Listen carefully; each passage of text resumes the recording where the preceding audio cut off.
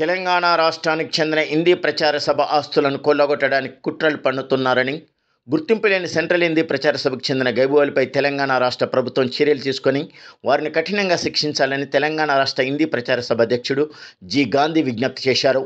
హైదరాబాదులో తెలంగాణ రాష్ట్ర హిందీ ప్రచార సభ అత్యవసర కార్యవర్గ సమావేశం నిర్వహించారు.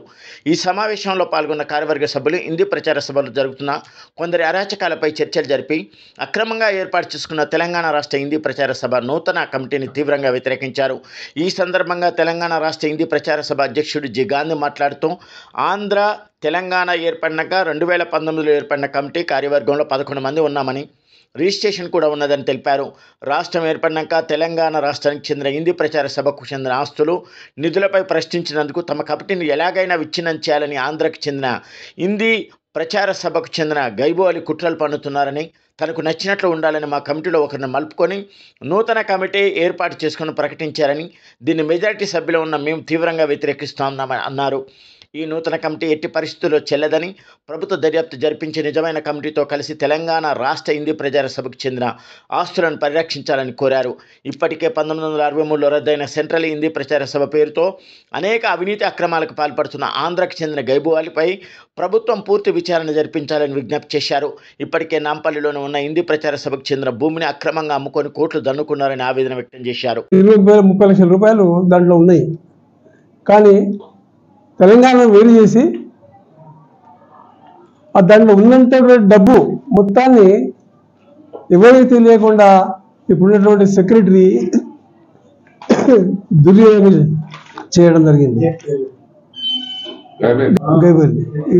20 నుండి 30 లక్షల వరకు.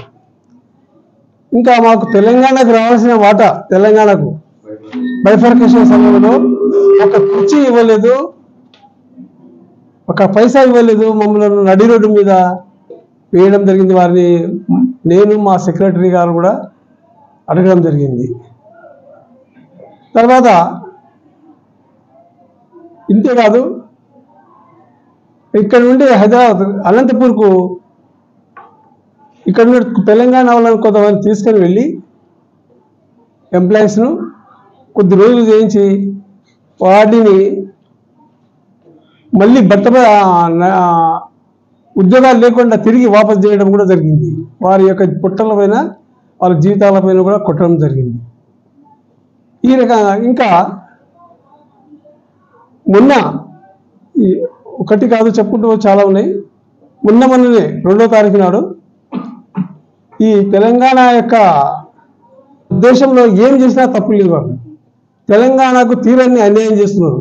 కాబట్టి నేను ప్రభుత్వాన్ని కోరేది ఏంటంటే, ఈ యొక్క తెలంగాణకు న్యాయం చేసి తెలంగాణ హిందీ ప్రచార సభ నిలబెట్టి ఇక పూర్వం ఉన్నటువంటి ఎంప్లాయీస్ని కూడా తీసుకొని వాళ్ళకు జీవనోపాధి కల్పించాల్సిందిగా నేను మనవి చేస్తున్నాను.